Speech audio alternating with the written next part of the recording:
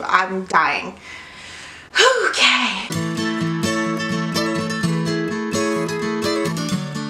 Hello, my name's Allie and today is another look of the era. So today what I'm going to be focusing on is the 1920s. So flapper style and stars like Clara Bow. So this is the finished look. So if you want to see how I did it and why I did it, then keep on watching. During World War I, a lot of shaving companies weren't really getting a lot of business because of men not buying their products. A lot of cosmetics companies, including shaving companies, started to market their stuff towards women. So women started to shave their legs because they started getting razors advertised to them. Eyebrows got smaller because tweezing started getting more popular around this point. Didn't really get super popular until the 30s. A lot of women had longer hair in the 1900s and 1910s, so women started battling that with getting short bobs that they would put under like little tiny hats, or like would put curls in and little wave curls. The like short pixie cut and the bob were super popular around this time, and this kind of falls into the war on hair aspect of the 20s, which was women shaving their legs and women cutting their hair super short, so they had the intense femininity on their face but then had short hair. Because the early 1900s and 1910s really had a theme of demure, effortless looking makeup like you had never been outside, the 1920s kind of moved away from that, and after the war it was kind of taking back your femininity like how it was in the 50s. After the traumas of the war, women were trying to go a bit more intense with their makeup, so that's where you get the heavily kohled eyes and the dark lipsticks and the super sloped brows. Also, and this is something that I thought was super duper interesting when I was doing my research, King Tut's tomb was found in 1922. That kind of spurred an obsession with Egyptian things, so a lot of women would use heavy kohl eyeliner because that's how the Egyptians did it. Rouge was just starting to get used right in like the apples of the cheeks. It kind of made women look a little bit more healthier with their pale look. The like white upper class women were using a lot of more intense powders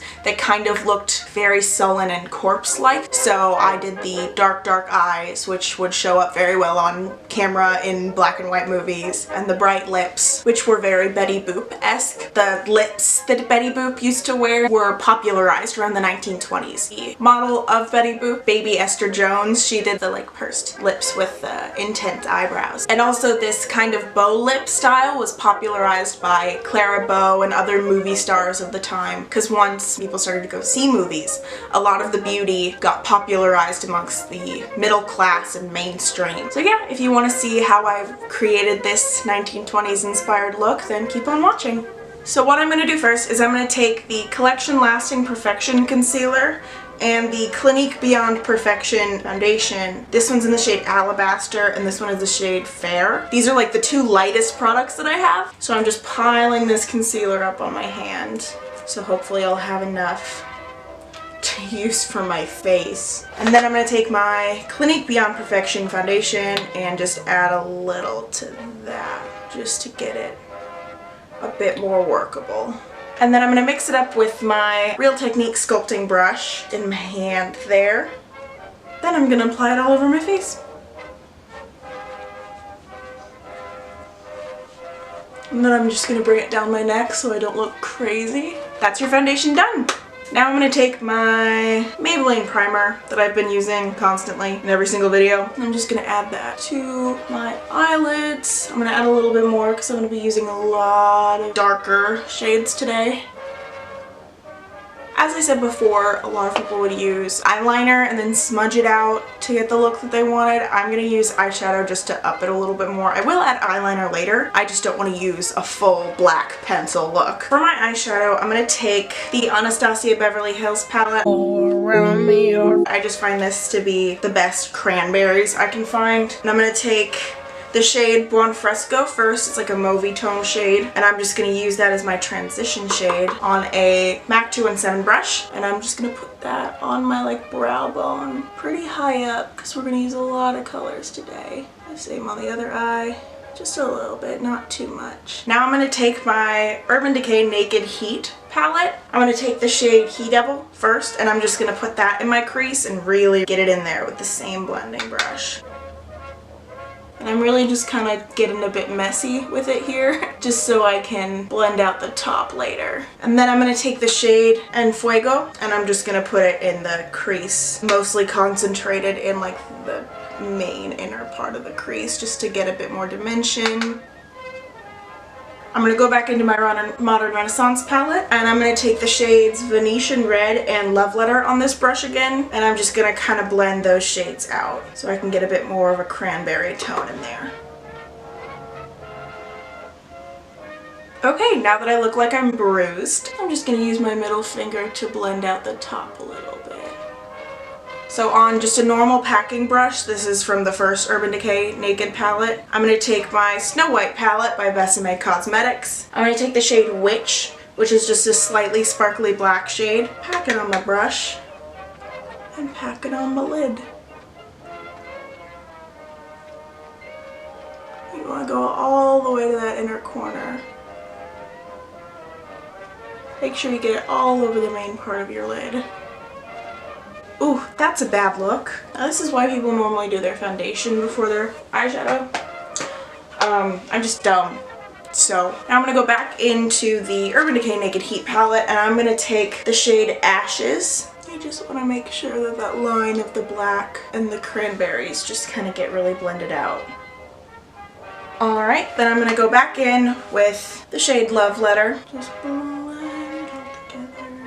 and then on a different blending brush, this is the Real Techniques base shadow brush, I'm going to go back into the shade Buon Fresco and just blend out the top. Then I'm going to take my Collection Lasting Perfection concealer again, and I'm just going to pile that under my eye. And then I'm also going to add that to my nose. And a V up here, and any blemishes I might have. And then with my beauty blender, I'm just going to blend that out. And then just to get that a little bit smoother looking, I'm going to take my Becca Cosmetics Under Eye Brightening Corrector Concealer thing. This stuff's amazing. So I'm just going to take a bit of this on my middle finger, and I'm just going to place that right in my under eye corner. And then I'm just going to blend that in with my beauty blender. Then I'm going to take my Laura Mercier Translucent Powder, trusty boy, and I'm using my Real Techniques setting brush. Alright, now I'm just going to take my tiny little Marc Jacobs Gel Eyeliner in black. I'm just going to put this right here on my lash line, and then I'm just going to smudge it out a little bit. Make sure you just cover up all the gaps that you leave with like your eyeshadow. And then there you go. Now we're gonna go do the under eye. So on the same packing brush that I used for my lid, I'm just gonna take the black and just put that underneath my eye, as if I were lining it.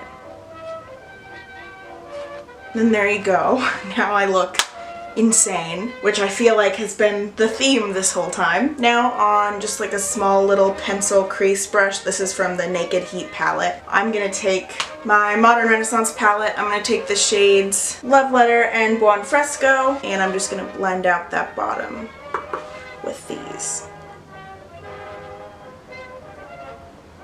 And I'm going to take that same Marc Jacobs liner that I was using before and just line my waterline. Now from my Urban Decay Naked 3 palette, I'm going to take the shade Strange, and I'm just going to put that under my brow bone just to kind of get a little bit of brightness under there. And now we're going to do the fun part, which is the super duper pencil thin brows. Now, I have already tried before to glue down my brows. It did not go well. So I'm not going to do that. I'm just going to try to get my brows looking as thin as I can with clever use of concealer and a dark brow pencil. This is just a dark brown from e.l.f. Just line as aggressively as I can. So they tried to like bring their brows a bit further down towards their temple. So I'm going to pull mine just a bit further down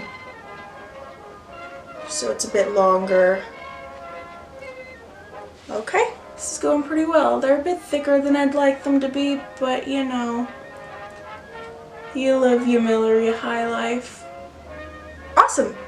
Now that I've done that, I'm gonna kind of carve them out a little bit with concealer. So I'm gonna take my Lasting Perfection concealer again, and then I'm just gonna take a Real Techniques detailer brush, and I'm just gonna dip that into the concealer, and then I'm just gonna kind of blend that in.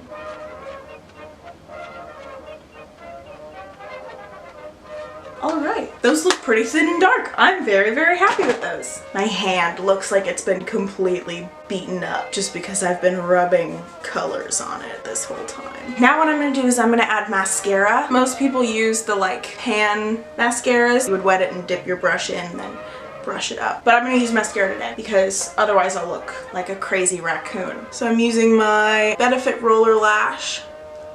And I'm just piling this on my lashes. I'm gonna put some on my lower lashes too. And people usually wore their lashes pretty long back then, especially when they're like going out to parties or whatnot in the roaring 20s. Cause since like hair was so short and like people trimmed their hair so much, the like contrast with that was super long with spidery lashes. I'm just gonna do my lips. So first I'm gonna coat my lips in a bit of foundation.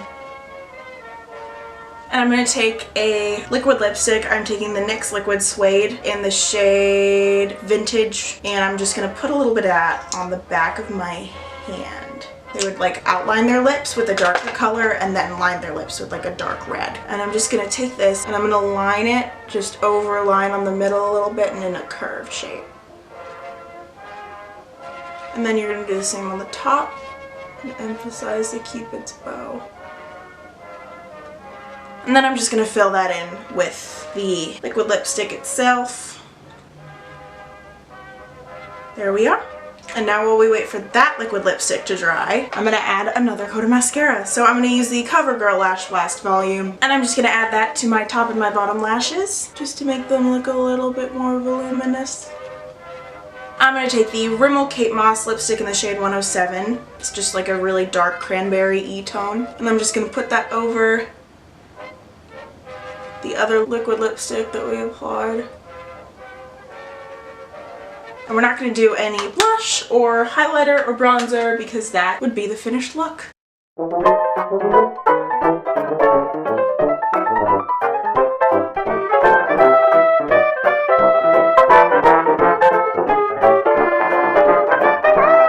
So that is my finished 1920s jazz singer Hollywood inspired look. If you guys liked this video, be sure to give it a thumbs up and subscribe down below, and also hit that little bell button so you get notifications of whenever I post a video. And leave a comment down below if you have any other eras or looks that you want to see me recreate, and I will leave all of the products that I use in the description below. But yeah, that's it. I hope you guys have a pleasant rest of your day.